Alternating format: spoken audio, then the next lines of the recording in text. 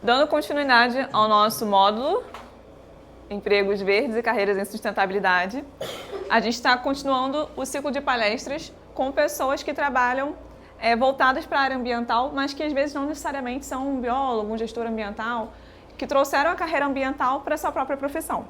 Hoje a gente está com a Kathleen Nunes, que vai contar um pouquinho da área dela, da carreira dela, de como ela, de geóloga, ela conseguiu trazer o meio ambiente para a vida dela, ainda que possa ter um pouco a ver. Ela vai explicar um pouquinho da história dela para vocês e eu espero que inspire muito vocês a vocês continuarem buscando a carreira ambiental, mesmo que não seja necessariamente na área ambiental. E é isso, Kathleen, fica à vontade. Bom, pessoal, bom dia. É um prazer estar aqui com vocês. Primeiramente, queria agradecer aos dois pelo convite. A gente já se conhece há um tempo, foi justamente cruzando esses caminhos aí que a gente começou, que a gente se encontrou na sustentabilidade. Opa, apagou. Então, hoje eu vou contar um pouco para vocês de como é que foi a minha trajetória. Eu espero não ser muito coach, tá? E vocês fiquem à vontade para perguntar o que vocês quiserem. O caminho ambiental, ele nem sempre vem por... a gente nem sempre se encontra, né, por caminhos óbvios, mas eu acho que contando para vocês um pouquinho, vocês vão entender onde é que eu quero chegar. Pode passar, por favor? Antes de começar, eu queria perguntar um fator fake, era só para tentar quebrar o gelo. Se vocês conseguem adivinhar qual das três aqui é mentira. Alguém quer chutar? Vamos fazer assim para vocês não ficarem com vergonha. Quem acha que a número 1 é mentira, levanta a mão. Acho que é a 2. Tô sentindo que é a 2. Tá sentindo que é a 2. Eu realizei um projeto com uma equipe francesa. O número 2 eu trabalhei na pesquisa de uma mina de carvão. Ela deu uma pista aí no começo. E criei uma marca de tapetes infantis que me fez estudar sustentabilidade. Qual que vocês acham que é mentira? Nossa, ainda bem que a minha introdução foi bem Eu acho curta. que é a 2 também. 2. Eu acho que é a 1. Quem acha que é a 1? Só a Samara, que sabe a verdade. Quem acha que é a 2? Tá, e quem acha que é a 3? Legal. Gostei. Então, pode passar. A diferença é que aqui eu trabalhei numa pesquisa numa mina de ouro. Foi o meu trabalho de conclusão de curso. Foi para pesquisar se tinha ouro de verdade num depósito. Como a gente já falou, vou contar para vocês, eu sou geóloga. Isso aqui é verdade e eu quis colocar aqui para mostrar para vocês que a sustentabilidade pode levar a gente muito longe, por caminhos nem sempre tão óbvios. E a última é verdade e foi isso aqui que me fez olhar para a sustentabilidade, apesar de ter uma formação em ciências da natureza, como geóloga. Pode passar. Então, me apresentando mais uma vez, eu sou a Kathleen, eu sou natural de Urru, Nova Iguaçu, para quem não conhece. Tenho 34 anos, sou uma geóloga que virou estrategista de lixo, de certa forma. Ex-produtora de tapetinhos, que virou uma diretora de projetos ambientais. Eu já trabalhei com escolas públicas, grandes indústrias e até no Carnaval do Rio de Janeiro com a sustentabilidade. Então, para vocês verem que dá para a gente levar a sustentabilidade, né, em vários locais. Como vocês estão vendo dentro do módulo de empregos verdes, com certeza eles apresentaram para vocês os números, né? Acho que daqui para frente não vai ser um diferencial a gente saber ou entender sustentabilidade, né? Todo mundo vai ter que, de alguma forma, introduzir isso no seu dia a dia, no seu trabalho, porque a gente já está vivendo as consequências dessas transformações no nosso planeta. Então, pode passar, por favor? Então, só para dar um panorama da minha formação, da minha educação formal, fora os diversos cursos livres, inclusive parecidos com o que vocês estão fazendo aqui, com essa capacitação sensacional, pelo que eu vi, todos os módulos muito interessantes. Então, eu comecei como técnica em edificações numa FAETEC, né? Vocês aqui também têm uma estrutura de FAETEC. Depois eu fui bacharel em geologia pela Universidade do Rio de Janeiro, Federal do Rio de Janeiro. Fiz um intercâmbio, né? A gente chama de graduação sanduíche em Brighton, na Inglaterra. E foi também pela via pública, né? Foi na época pelo programa Ciências Sem Fronteiras. Então, mais uma oportunidade que o governo, né, me proporcionou. Eu não poderia pagar por isso. E foi uma experiência muito importante na minha vida e profissionalmente. Depois eu continuei na FRJ, mas numa especialização em gestão e gerenciamento de projetos. Depois me especializei em meio ambiente e sustentabilidade corporativa na Fundação Getúlio Vargas e agora eu estou fazendo um mestrado na PUC no Rio de Janeiro. Pode passar, por favor. E daí eu vou falar um pouquinho para vocês, né, da minha trajetória, passo a passo, tentando explicar um pouco como é que tudo isso foi acontecendo. E o que eu queria trazer para vocês é que, assim, vocês são muito jovens, acredito. Quem aqui já está na faculdade ou já está na época do pré-vestibular? Levanta a mão. Quem já está na faculdade? Legal? E pessoal que ainda vai fazer, vai tentar ou ainda está pensando? O restante, tá. E quem está fazendo faculdade, o que você faz hoje? Engenharia de software. Ai, que legal. Não tem nada a ver com o meio ambiente, né? Mas tem, porque gasta bastante água pra gente consumir, internet, aquela coisa toda. Claro que tu cria um software para ajudar o meio ambiente. Pode ser. Você pode programar infinitas coisas e programas e aplicações para ajudar. Então, assim, nem sempre a gente, com a idade, né, com a idade que eu tinha quando escolhi geologia, a gente vai ter certeza do que a gente quer fazer pro resto da vida. E eu hoje, com 34 anos, quase 10 anos depois de formada, digo para vocês que a gente sempre vai estar aprendendo, deve estar sempre aberto a novas experiências, porque esse caminho sempre pode mudar, ele não necessariamente precisa ser linear e focado desde o começo. Então, o importante é que vocês experimentem ao longo da vida, que é o que vocês estão fazendo aqui também no projeto. Pode passar, por favor. Essa é a Baby Cat. Aqui começa um pouquinho, né, da minha história. Aqui é só uma brincadeira, porque é uma foto que eu tô brincando com pedrinhas, então é meio que eu já queria ser geóloga, mas não queria. E do lado, eu não sei o que fizeram com o meu cabelo, tá? Mas assim, eu quis mostrar pra vocês que eu também já tava ali no verde, aquela coisa natureza. Mas outra coisa que eu acho legal dessa foto é que o look, tá, foi todo feito pela família. Então foi a minha tia, que era a minha madrinha, ou a minha avó que fizeram a minha roupinha. Então acho que é uma coisa que conecta um pouco dos meus dois lados, né? A Kathleen brincalhona aqui, brincando, digamos, que ela queria ser geóloga. E do outro lado, essa minha conexão com a costura, né, com os tapetes, e o que acabou me levando para pensar a sustentabilidade. Pode passar. Então, a gente começa aqui no ensino médio, eu técnica em edificações, apesar dessa foto super apelativa, porque eu estava numa feira, né, da escola, dessas feiras de final de ano que a gente faz.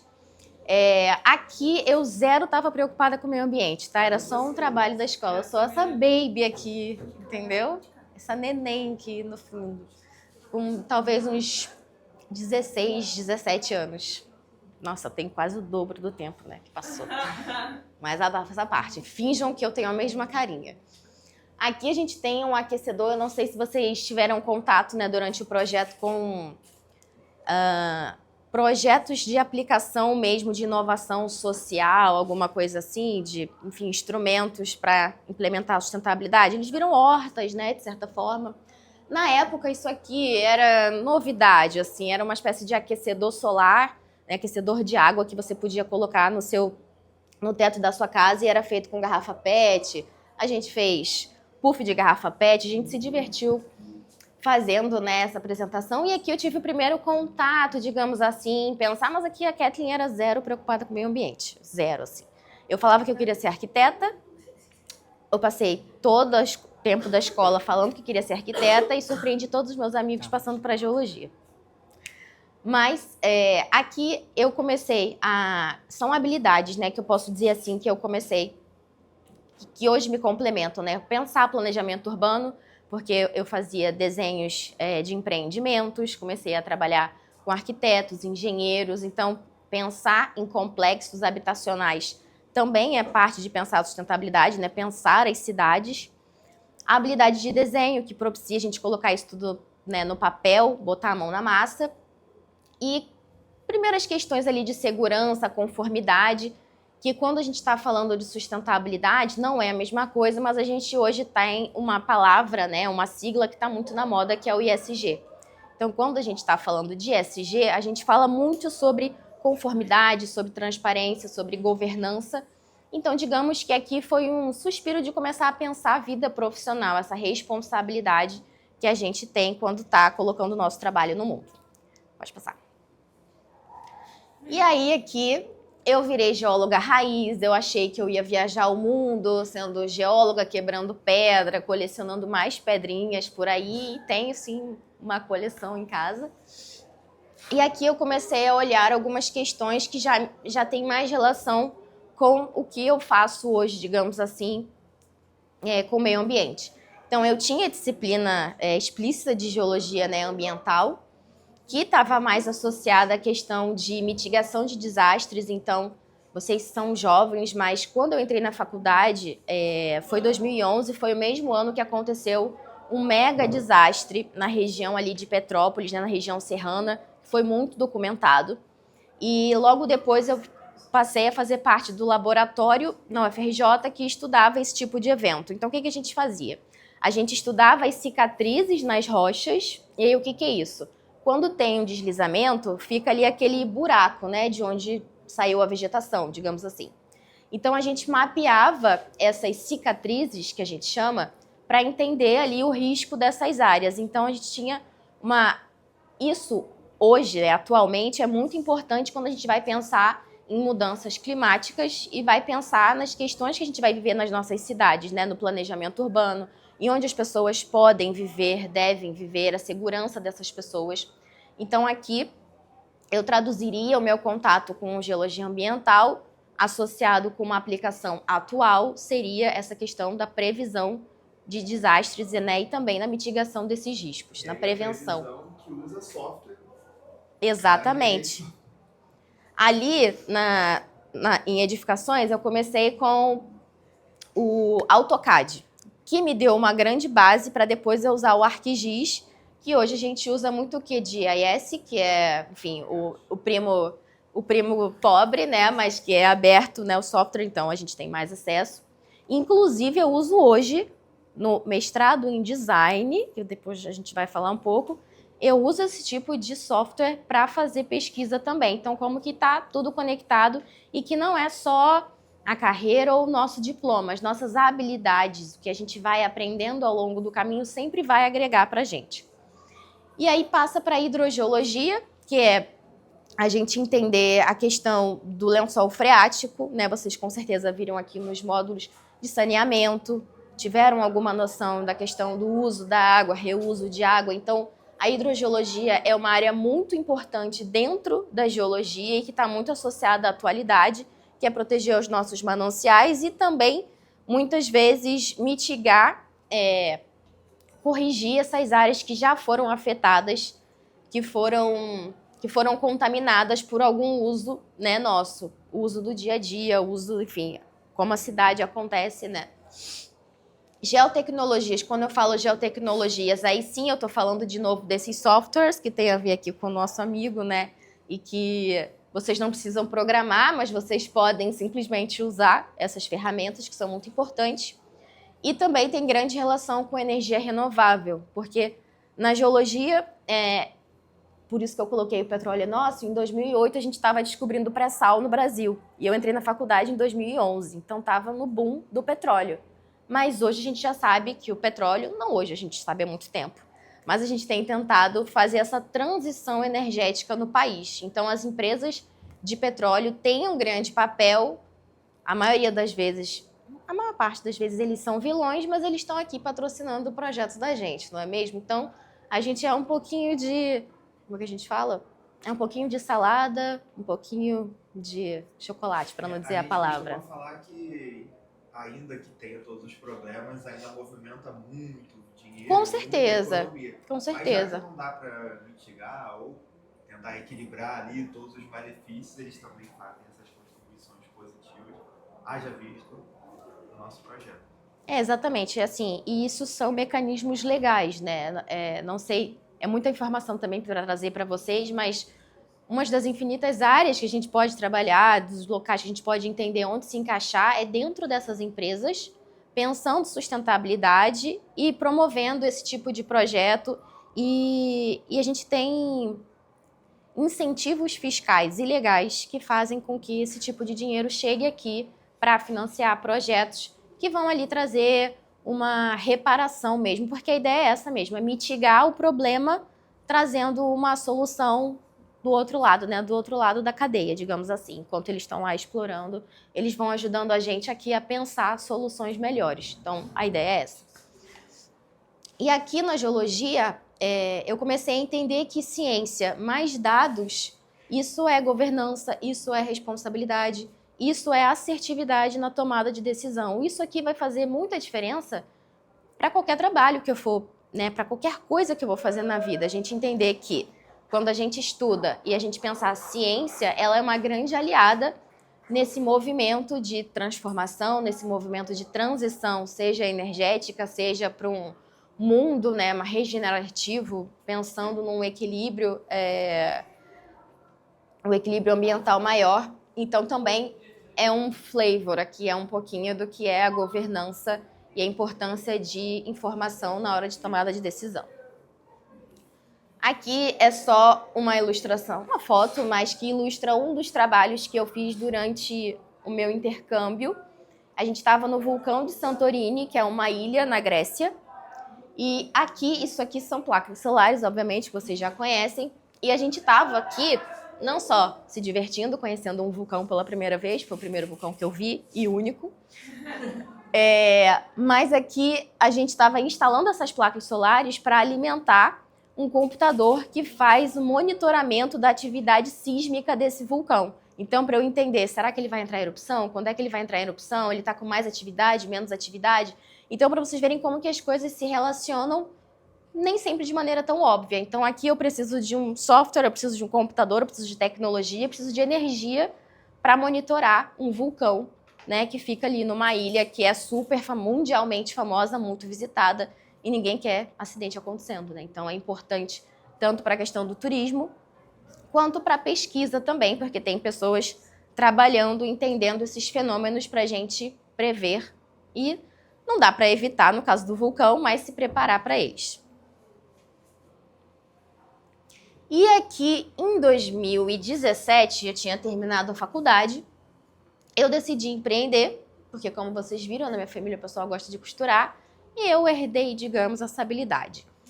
E aí eu comecei a fazer tapete para crianças, tapetinhos de tecido, e foi aí que eu pensei, tá, tô costurando aqui, fazendo minhas coisinhas, e começou a sobrar muito resíduo de tecido. Por mais que eu tentasse otimizar, pensar um processo que eu fosse economizar, que eu fosse pensar todos os R's ali, né, de evitar gerar esse resíduo, ele era inevitável. E aí, isso foi o que me despertou para, tipo, poxa, o que eu faço agora com esse lixo que eu estou produzindo aqui? E aí, eu comecei, paralelamente, já aqui, nesse mesmo ano que eu comecei a fazer os tapetes, eu já estava pensando em fazer a pós-graduação em gestão e gerenciamento de projetos. E daí, eu comecei a pesquisar sobre sustentabilidade e, de fato, fazer cursos livres, comprar livros. E foi aí que eu despertei esse olhar para o que, né, para pensar o meu fazer e olhar para a carreira com a sustentabilidade. Pode passar. Então, depois daquela fase ali, né, dos tapetinhos, aqui eu ainda estava produzindo esses tapetes. Temos rostinhos conhecidos? Temos aqui, né? E o Rodrigo já estiveram aqui com a gente. Ah, legal. Aqui eu fiz esse slide do tipo tudo ao mesmo tempo, experiências, porque é um pouco disso, assim. Eu estava, nesse momento, entre 2019 e 2021, eu continuava produzindo os tapetinhos, eu era, nesse momento, coordenadora de projetos na FENIG, não sei se vocês já ouviram falar, né, a Fundação Educacional e Cultural de Nova Iguaçu. É uma fundação que tem em Nova Iguaçu. Eu me tornei embaixadora Lixo Zero, me inscrevi para o projeto Shell Iniciativa Jovem, que é um projeto que não é igual a esse aqui, mas que tem um objetivo semelhante. Nesse caso aqui, é uma espécie de incubadora, é uma espécie de... Já ouviram falar nesse termo? De incubadora, de aceleração de empresas? Pode falar que não. Não. A ideia é que, assim, é um processo seletivo, você inscreve o seu projeto, e na época eu estava super incomodada com os resíduos, eu criei uma empresa que pensava essa solução para os resíduos têxteis através da capacitação. Lembrando que eles fizeram exatamente essa simulação aqui, de criar uma empresa, desenvolver um projeto, é basicamente isso. E eles já fizeram, eles sabem mais ou menos qual é o trabalho que dá e um pouquinho como é. Inclusive, se para você olhar aí atrás, está a parte de uma planilha financeira. Olha! Eles quase choraram porque perceberam que eu quero comprar isso, vamos comprar. E aqui também tem umas ações ESG, ó. Eu dei uma espiada no que vocês andaram fazendo, aprontando antes de mim, para não vir tão crua. Então, imagino que vocês, né, já viram, não imagino, vocês já viram muito dessas coisas. Então, isso aqui é um projeto que é bancado, mais uma vez, pela Shell. Quem é a Shell? Mais uma grande produtora, né, de petróleo. E, assim, era um projeto de aceleração de quem estava ali pensando um projeto. Podia ser um projeto de empresa em vários níveis, não precisava ser de sustentabilidade, mas eu fiz pensando nessa questão do resíduo têxtil e pensando nas costureiras em levar capacitação para essas pessoas e, consequentemente, para as empresas que trabalham esses resíduos.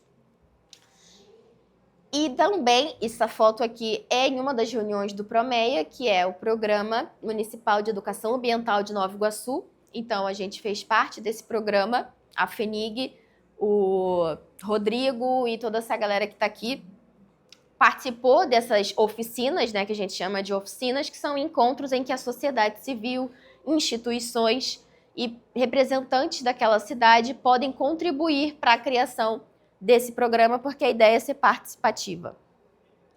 E eu também estava, por conta de estar curiosa com a questão ambiental e estudando, eu fui fazer um curso que chamava Moda e Sustentabilidade na Prática. Então, eu comecei a aprender sobre a gestão, enfim, sobre a sustentabilidade no viés da moda.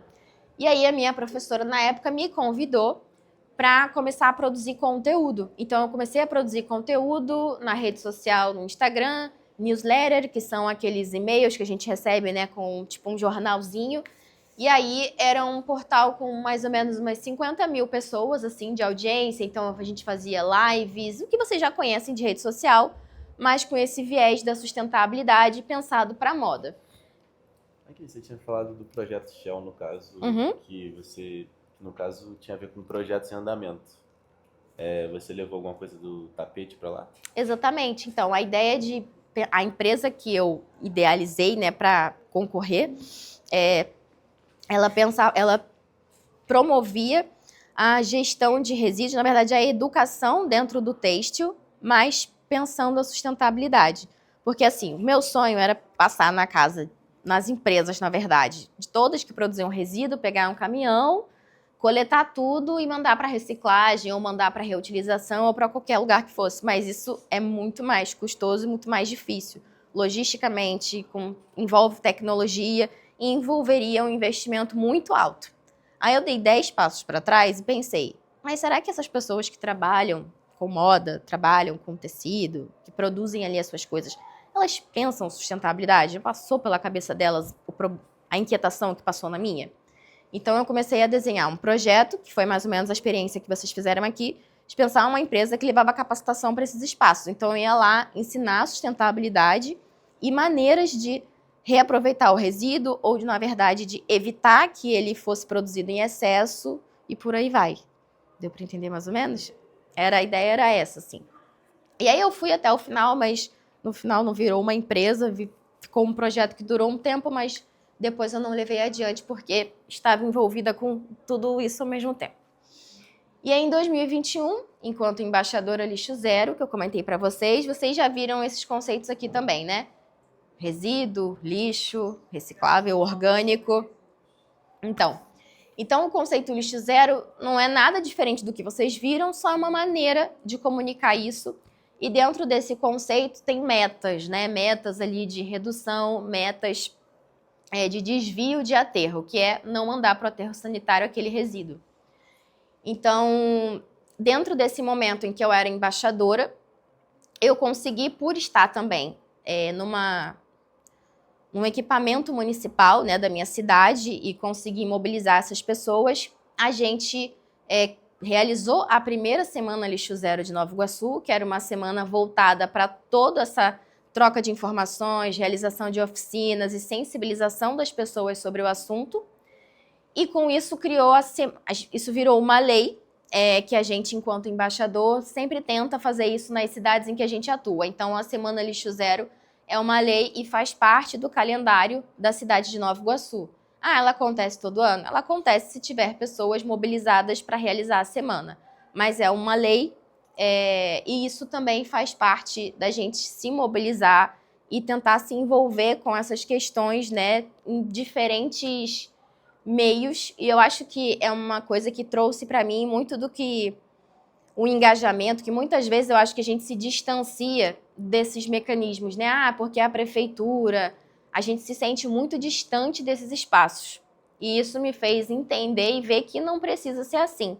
Tanto por ser embaixadora, eu consigo alcançar essas pessoas, porque eu estava representando um instituto, uma instituição, digamos que eu estava levando uma bandeira, como vocês hoje podem, né, daqui a um tempo, levar a bandeira da Onda Verde, né, assim como a Samara e o Gabriel estão aqui. Eles trabalham em prol, né, desse... Nossa, me perdi agora. Trabalham em prol... Eu era estagiário da Onda Verde, apenas um jovem estudante, eu estava na feira. Aham. E foi isso que eu ia falar, esse gancho que eu tenho com a Onda Verde, apesar de eu já conhecer a instituição, começou de fato na semana de estudante. Uhum. Porque o meu primo me chamou para ir para Foi, o Levi. Foi lá que eu te conheci, Foi. como voluntário do Estudante. Depois conheci o Gabriel através da Semana do Estudante. O Luiz Fernando, que era diretor-geral. Fez uma palestra. Acho que foi a primeira vez que eu tive contato com você, foi nessa... Sim, ele fez uma palestra. A gente fez um evento no Patronato, que é uma instituição lá na cidade, e foi assim, um dia de culminância. Na verdade, foram acho que 2 dias de palestras, assim, feiras. Então, pessoas que também trabalham com produtos agrícolas, pessoas que trabalham com resíduos, às vezes, tinha inclusive artesãs que trabalhavam repensando esses resíduos, reaproveitando de uma maneira diferente. Então, essa mobilização social é muito importante, né? A gente pode participar das decisões da nossa cidade e isso é que faz a diferença. Se a gente não se envolve, alguém vai se envolver e pode ser alguém bem intencionado ou não. Então, é muito importante para a gente tentar sempre se encaixar nesses espaços. E aí, até o exemplo da oficina também é legal, porque vocês vão dizer assim, ah, mas você estava na prefeitura, você já trabalhava na fundação. Sim, mas esse programa, ele era feito de pessoas que estavam ali nessas instituições, mas também da sociedade civil. Então, eu, como Kathleen, se eu não participasse de nenhuma instituição, eu também poderia participar dessas oficinas e contribuir com o meu olhar. Porque quem melhor do que os cidadãos para contribuir para uma criação de política pública, né? Por definição, a política pública ela precisa desses olhares diferentes das pessoas que vivem essa cidade e os seus problemas. É legal você tocar no assunto. Foi na semana passada? Semana retrasada? Plano de manejo. Plano de manejo. As oficinas participativas do plano de manejo. A gente deu um visuzinho do que seria o plano de manejo. Mas desde do módulo de educação ambiental, quando a Jaqueline Guerreiro apresentou o PROME para eles também, ela falava muito dessa questão da participação social. E aí a gente fala para eles, como jovens líderes, estarem ponderados nessa questão de participarem dessas oficinas, mas que não são só eles que devem estar lá, mas convidar um parente, um familiar, falar com os amigos, os outros estudantes, porque não é só porque eles estão vestindo uma camisa da Onda Verde que eles têm que estar lá nesses espaços, mas como moradores de Paracambi, eles precisam estar lá. E aí essa questão da participação social, algo que a gente não cobra, né? Tá aqui trazendo... Incentiva. Tá incentivando bastante a eles e que após o projeto, acredito eu, Samara, como mobilizadora aqui com eles, vou vê-los participando ativamente como moradores apenas, não mais como igual ex-BBB, mas como ex-jovens líderes estarem aqui nesses espaços. Muito legal. E assim, o próprio Rodrigo, né, falando ali do Instituto EAE, eu fui lá também. Eu acho que ainda não estava na FENIG, ou se estava há pouquíssimo tempo, mas não tinha nenhuma relação. Eu simplesmente, como moradora da cidade, vi que estava tendo essa ação, era uma ação de plantio de árvores, e fui lá participar. E aí, assim que as conexões acontecem, às vezes a gente pensa que procurar emprego é entrar incessantemente em um monte de site, e era um pouco disso que eu queria falar para vocês também. Não é só isso, é isso também, faz parte, né? Você procurar a vaga nos lugares que vocês sonham, nas empresas que vocês almejam. Mas esses contatos podem fazer a diferença, né? A minha carreira, assim, ela teve um ponto de virada quando eu me conectei com o Lixo Zero enquanto solução, enquanto bandeira, digamos assim, isso me levou a muitas pessoas. E isso foi moldando um pouco o rumo da minha carreira a partir daquele momento. Então, vocês estarem abertos a essas experiências e não desqualificar, às vezes, um contato que vocês acham que agora não é importante, mas lá na frente pode fazer muita diferença. Inclusive, um exemplo sou eu aqui hoje. Eu estou aqui hoje palestrando para vocês porque lá atrás, esses dois queridos participaram de ações, né, que eu promovi e isso gerou essa conexão entre a gente, né, que é um carinho, um respeito pelo trabalho de vocês. E às vezes demora, né? Então lá atrás, quando eu conheci, eu era estagiário da Onda Verde. Eu precisei de todo o processo até eu poder chegar no ponto que eu falava, vamos fazer a queda. Então assim, olha quanta coisa mudou, mas ela estava ali na cabeça. Então aqui nessa outra estação, digamos assim, eu tentei colocar os períodos só para ter uma ordem cronológica, mas eles se misturam um pouquinho. Aqui eu já estava exclusivamente trabalhando com consultoria ambiental e voltada para a certificação lixo zero. Então aqui eu vou falar um pouquinho desses 3 pilares, digamos assim, desses 3 exemplos. Pode passar, mas eu não vou me demorar muito aqui não. Aqui foi um dos maiores projetos que eu participei, que foram as escolas lixo zero, escolas públicas, que foi implementar a gestão de resíduos dentro das escolas como uma política dentro desse ambiente, né? Ensinar esses alunos a pensar, repensar as suas atitudes através da sustentabilidade. Pode passar.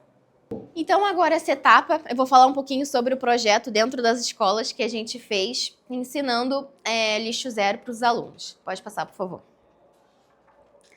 Então, o que era o projeto, né? Era um programa com escolas do governo do estado para a formação dessa comunidade escolar por meio da implementação de um laboratório de estudos aplicados na educação do estado do Rio de Janeiro.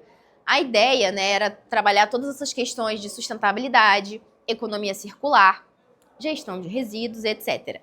E dentro desse laboratório de estudos aplicados, a gente não tinha apenas o eixo lixo zero, a gente tinha o eixo de agroecologia, a gente tinha o eixo de pesca, a gente tinha... ficou um O aqui a mais. Mas a gente tinha outros eixos que complementavam esse olhar da sustentabilidade com várias disciplinas para esses alunos. Então, como é que foi? Aqui é só um pequeno resumo de como a gente fazia essa implementação. Então, a gente tinha, na fase de sensibilização e diagnóstico,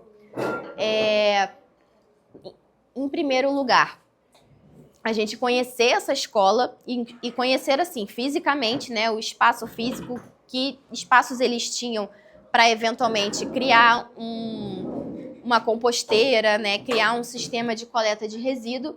Então, a gente ia lá entender como é que era essa infraestrutura da escola. Depois de visitar as escolas, a gente tinha a fase de sensibilização da equipe.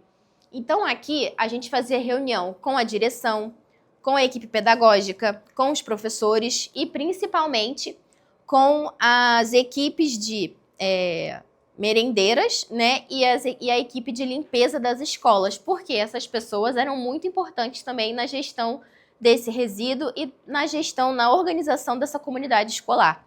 Então, a gente também identificou que o principal lugar de produção de resíduo dentro da escola era justamente o refeitório, porque ali tinha a entrada desses alimentos, porque como eram escolas públicas, né, então eles recebem os insumos, então vinham as caixas com todos os produtos e alimentos. Então tinha essa produção, então na produção saía também muito resíduo reciclável e orgânico do preparo, né, descascar, etc, etc. E depois tinha o resíduo após o consumo desses alunos. Então era muito importante sensibilizar essas pessoas e elas entenderem também que elas eram parte do processo e que elas eram ouvidas. Então era um projeto de muita participação dessa comunidade. A gente não queria chegar lá e impor o nosso projeto sem entender o dia a dia daquele espaço. Até porque a gente também tem que entender que são escolas públicas e naturalmente muito deficientes, né? A gente sabe que esses equipamentos, muitas vezes, falta muita coisa. Então imagina, eu chegar lá, bem querida, impondo um monte de coisa para a professora, para a diretora, para os alunos. Então a gente tem que, quando também trabalha com um projeto e vai se inserir em algum espaço, entender que é necessário esse olhar para essa comunidade e escuta dessas pessoas. Então a gente passa da sensibilização dessa equipe para ela se sentir parte e ela colaborar com esse projeto, a gente vai para a sensibilização dos alunos. Então, a gente apresentava o conceito lixo zero, como que aquilo ia ser aplicado no dia a dia da escola e a gente selecionava uma turma motivadora. Então, essa turma ela ia ser responsável por também multiplicar esse conhecimento. Então, essa turma, muitas vezes, era essa que ia organizar o café da manhã, ela ia ajudar na organização de uma eventual gincana, ia passar nas salas, relembrando a importância de fazer a separação. Eu vi que vocês têm lixeira aqui. E é normal, todo espaço é assim, né? A gente entende o espaço organizacional dessa maneira. Mas quando a gente começou a implementar a gestão de resíduos e pensa no conceito lixo zero, a gente já começa a eliminar esse tipo de lixeira, porque aqui é que acontece o lixo, porque todo mundo vai lá e coloca tudo junto, não é? Mas a gente bebeu água aqui, vocês já viram isso, não vou ficar me repetindo.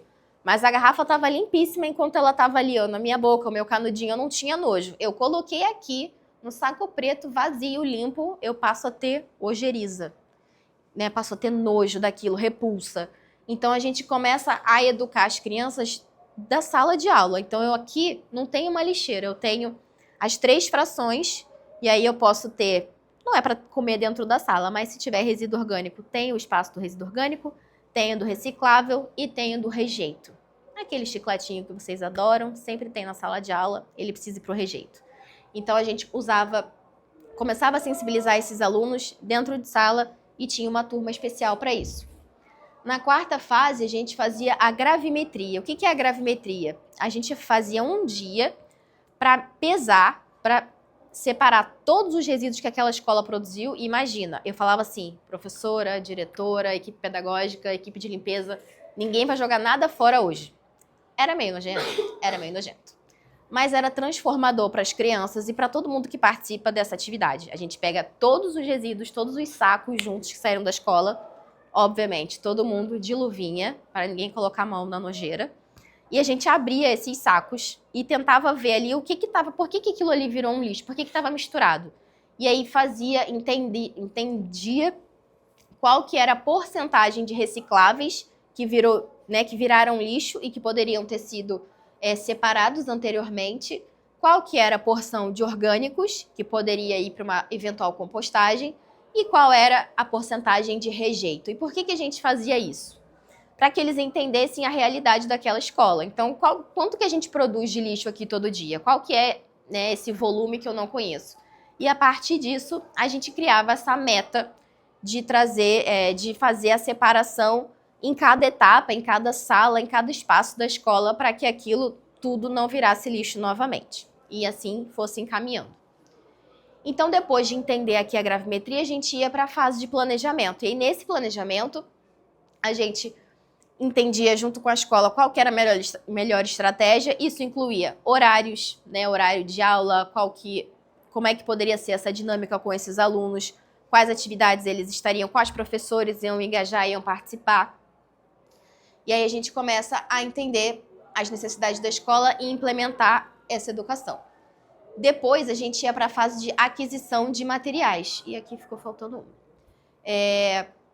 Aqui a gente começou a comprar o que era necessário para a instalação das composteiras e das estações lixo zero, que eram os espaços de separação de resíduo reciclável e resíduo orgânico. Aqui a 7ª fase era a implementação desses residuários, que inicialmente eles podiam ser confeccionados de maneira artesanal, né, com caixa antiga, até aquela lixeira ali mesmo, ela podia virar um residuário sendo identificado adequadamente. Então a gente tentava usar o que tinha para não precisar também adquirir muito material. Aqui na 8ª fase eu imagino que sejam as composteiras, que não vieram para o slide. E aí a gente começou a instalar essas composteiras, que era para colocar o resíduo orgânico e ele se transformar no adubo, que depois podia ser utilizada no jardim, podia ser distribuído entre os alunos. Pode passar, por favor. E aí depois a gente passa para a implementação e gestão dos resíduos lixo zero. Então aqui a construção das composteiras. Estava aqui. Depois a 10ª fase, esses residuários e estação lixo zero eram residuários maiores, a gente começava, né, com aqueles dentro de sala de aula, depois ia para um maior central da escola para que todo mundo fosse acumulando ali esses resíduos e montando essa logística para até o dia da coleta. Depois a gente continuava com a fase de engajamento.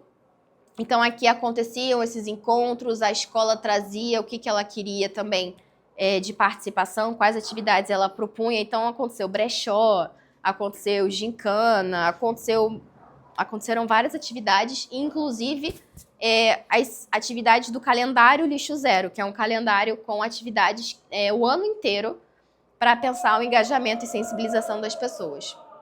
Depois a gente vai para o monitoramento, então aqui eu preciso acompanhar e entender qual o volume, né, de resíduos que a gente conseguiu desviar, qual foi a taxa de sucesso, qual foi a taxa de engajamento, como foi a participação desses alunos. E segue depois para uma etapa de manutenção, que é integrar esse projeto ao plano político-pedagógico, né, o famoso PPP das escolas, que é ali o plano onde eles colocam, né, o plano de educação da escola, né, o plano de onde saem todas as estratégias educacionais e pedagógicas que vão ser implementadas ao longo do ano. Então, quando o Lixo Zero chega aqui, a gente sabe que esse projeto provavelmente, né, tem grande chance de ser continuado depois da saída dos mobilizadores, que eram a nossa equipe naquele momento. E aí tinham várias estratégias, né? Utilizar o Lixo Zero em sala de aula, e aí aqui não é só falar de resíduo e ficar incessantemente falando disso, mas durante todo o projeto aqui de vocês, né, todos os módulos que vocês assistiram, vocês viram sustentabilidade de vários vieses diferentes. Então, vocês podem considerar diferentes disciplinas que podem falar sustentabilidade de alguma maneira. Então, a ideia era essa. A criação de um coletivo Lixo Zero naquela escola. Então, essas pessoas que estariam engajadas e que iam fazer com que isso continuasse acontecendo. Como eu lá era embaixadora na cidade, iam ter os embaixadores dentro da escola para manter a energia e as atividades acontecendo. E depois o Lixo Zero se torna, né, um ponto ali de comunhão, né, e de conexão dessa comunidade escolar, né? Passa a ser um projeto que vai além da escola, né? Ele passa a fazer parte da vida dessas pessoas e muitas vezes, né, parte da carreira delas também. Alguém tem alguma pergunta sobre o projeto? Não? Não? Então pode passar. Então aqui são algumas fotos, a gente na etapa ainda estava, né, no finalzinho ali da pandemia, então algumas fotos de máscara ainda. Sensibilização dos adultos, né, digamos assim, dos professores, equipe pedagógica. Aqui a assinatura do compromisso Lixo Zero, que estava dentro de uma daquelas etapas ali do começo, né, que era, eles assinavam um compromisso de que iam realmente estabelecer essa política dentro da escola. Aqui a atividade do vaso compostor, que estava dentro da sensibilização. Isso aqui é um vasinho que a gente faz com garrafa PET, aquela de 5 litros, e você consegue compostar nesse espaço. E é rápido, porque em um mês eles já conseguem ver a transformação. Então era um jeito de engajar e eles verem, né, a velocidade, entenderem ali os processos físico-químicos da compostagem. Aqui com a equipe da cozinha. E aqui já fazendo uma atividade de alimentação dessa composteira, de manutenção da composteira. Pode passar. Então aqui eram alguns dos materiais que a gente utilizava. A gente tinha orientações, né, tanto para a instalação dessa composteira, quanto para depois a alimentação dela, como fazer esse vaso compostor, e-books também sobre escolas Lixo Zero, livros. A gente dividia também muita referência para que a escola conseguisse também incluir no dia a dia, né, enfim, em sala de aula, esse tema dentro das disciplinas. Pode passar. Então, alguns dos resultados desse projeto foram do que a gente conseguiu medir, porque sempre tem um erro aqui, outro ali, ou uma escola, né, que faz melhor ou não, mas aproximadamente 20 toneladas de recicláveis, e vocês vão ver que a diferença de reciclável para orgânico é bem grande. Então é muito do que a gente vive, assim, né? A gente sabe que meio que metade do nosso resíduo produzido como humano, todo mundo, todos os dias, basicamente metade é resíduo orgânico. Então na escola não é muito diferente. Então a gente desviou aproximadamente 20 toneladas de recicláveis, 50 de orgânicos, envolveu aproximadamente 25 empresas e cooperativas, então fomentou a economia nesses locais, fez girar esses resíduos, fez girar dinheiro. Foram mais de 300 composteiras instaladas, mais de 4.000 alunos que foram impactados diretamente, muitas horas de conteúdo, foram 40 cidades do estado que receberam esse projeto. E a média de desvio dessas escolas, o que quer dizer assim, quanto que elas deixaram, né? A gente tem 100% aqui de resíduo, tem 100 quilos. Quanto em porcentagem que elas deixaram de mandar para o aterro sanitário, elas ficaram numa média de 80% a 85%. Então elas conseguiram um bom resultado, considerando o conceito lixo zero, né? E o desvio de aterro desses materiais. Aqui vocês também vão ver carinhas conhecidas. Eu quis colocar um pouquinho do trabalho do coletivo. A gente visitou... Olha que babies! Olha que babies! Os tios de vocês.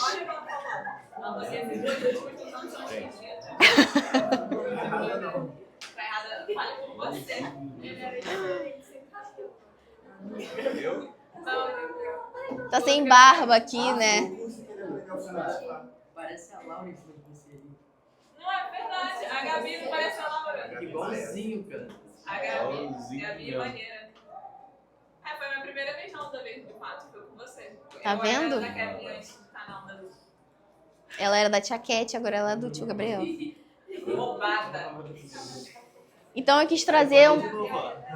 ele tá aqui de novo, ó. E você... Eu tava nesse dia, mas eu fui embora cedo. Você foi embora, porque você tava. Eu não queria sair nessa foto. E aqui é um exemplo da atuação, né, do coletivo.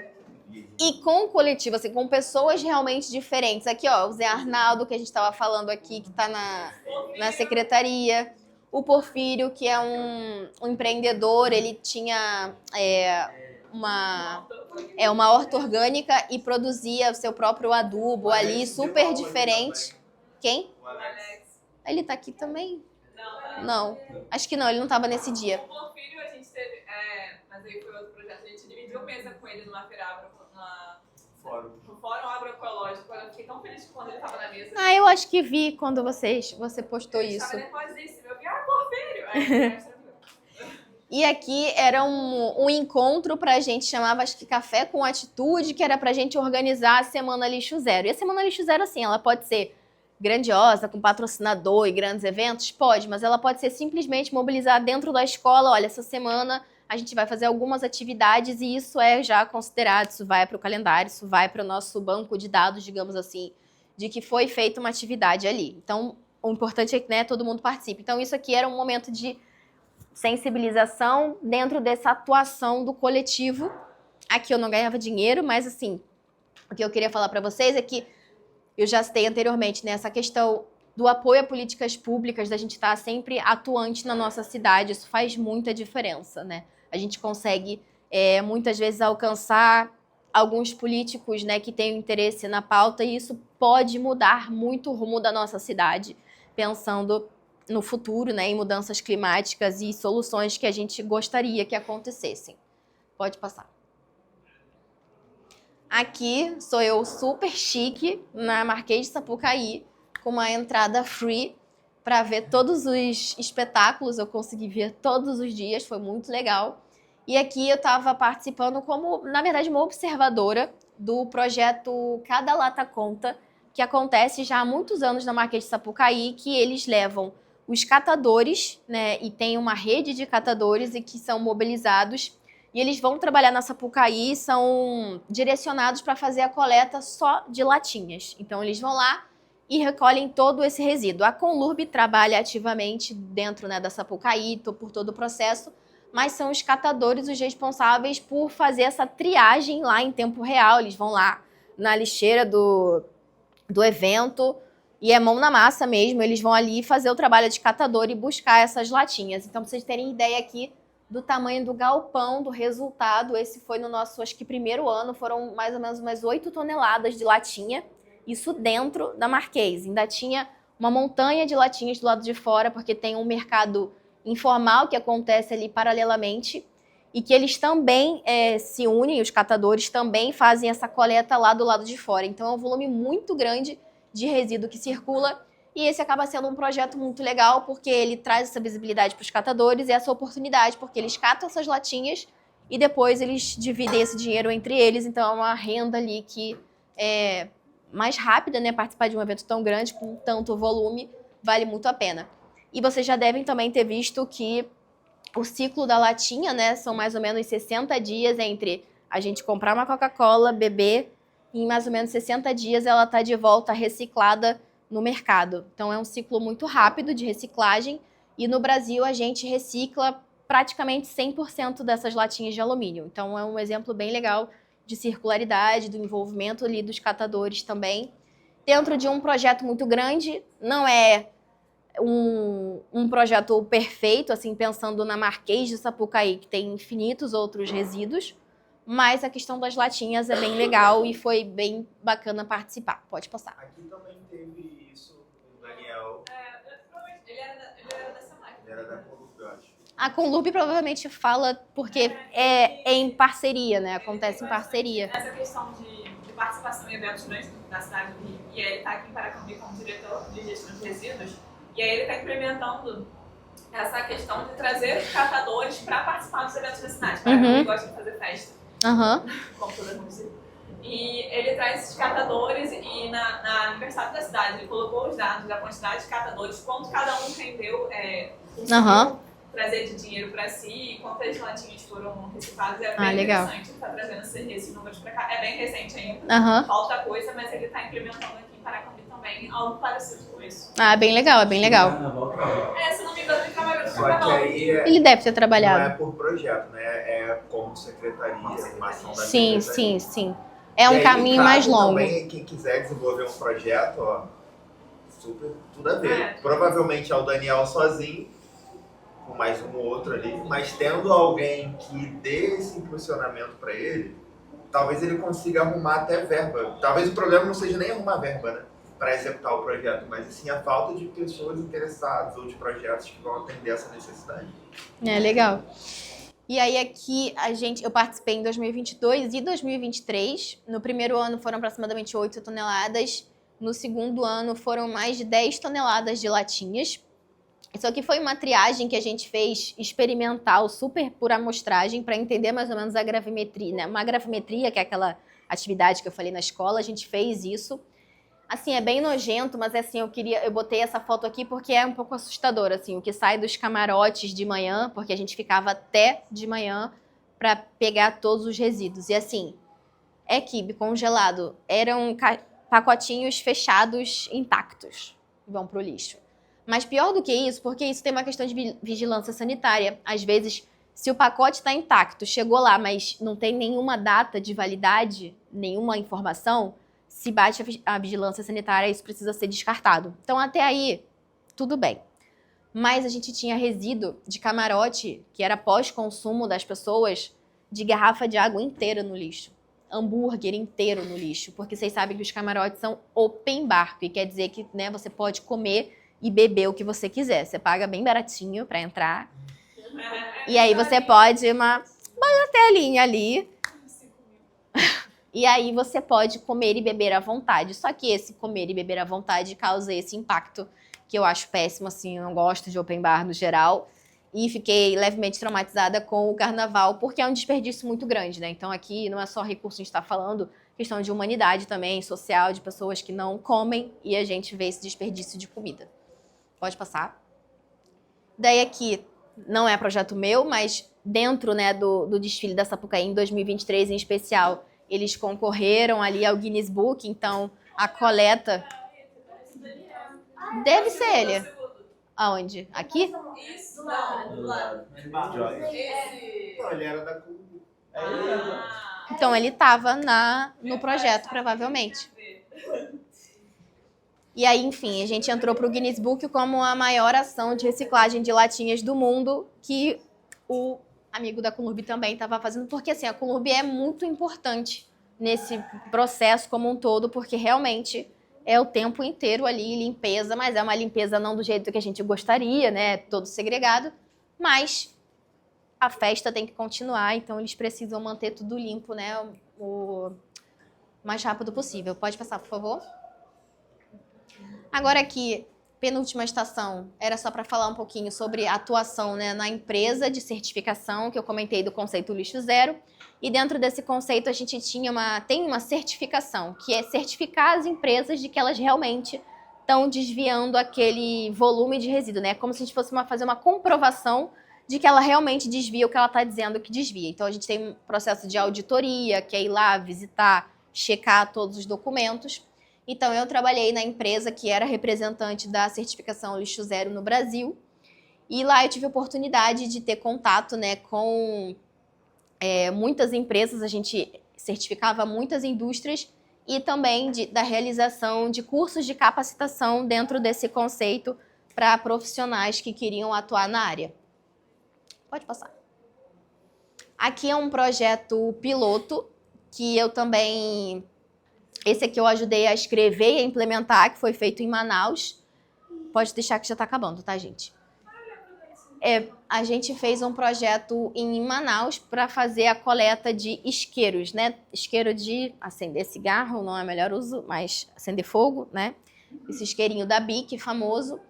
Então, a ideia era fazer a coleta desses isqueiros e depois eles seriam reaproveitados. A BIC, eu não posso mostrar, né, o vídeo, então eu não trouxe, mas a BIC tem uma máquina que desmantela ali esse isqueiro em 19 partes. Então tem parte de metal, de plástico, tem o próprio resíduo de gás, então eles conseguem colocar o isqueirinho ali, ele sai todo desmontado, e aí ela vai fazer essa triagem do que está em bom estado, e aí volta, né, para montar um novo isqueiro, e o que não está sendo, né, não está adequado, que ele vai ser descartado ou reciclado posteriormente, a depender, né, do estado de coleta.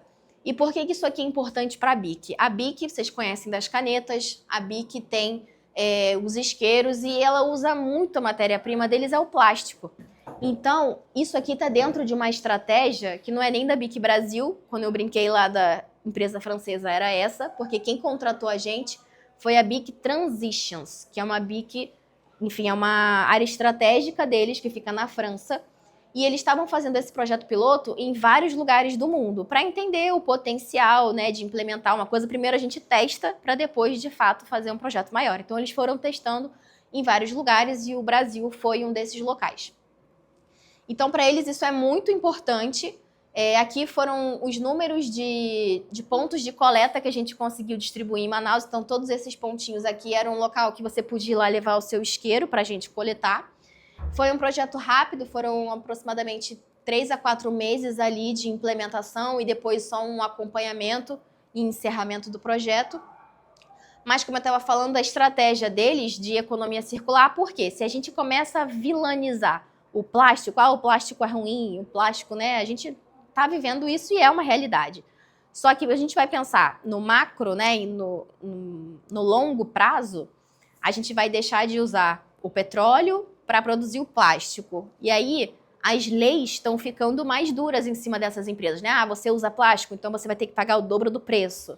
A ideia é mais ou menos por aí, né? Que a nossa legislação vai começar a penalizar as empresas que têm matriz energética fóssil, que utilizam, né, muito plástico nas suas confecções.